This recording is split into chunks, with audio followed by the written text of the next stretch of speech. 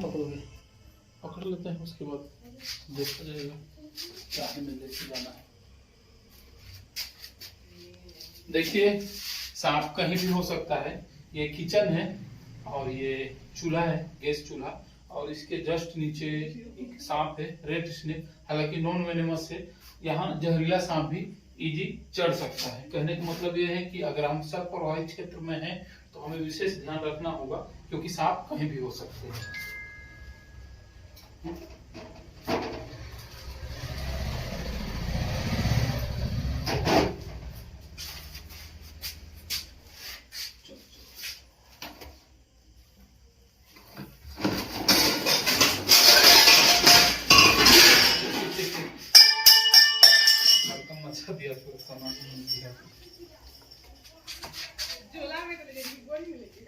Cement का पूरा है ना? हाँ, लेके आऊँ क्या?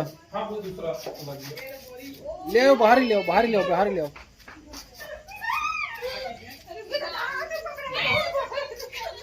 वो तो बोरी भैया देख लो। इसी के लिए निकाले हैं क्या?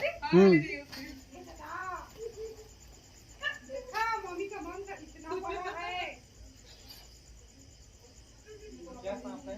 Dhamna, red snake.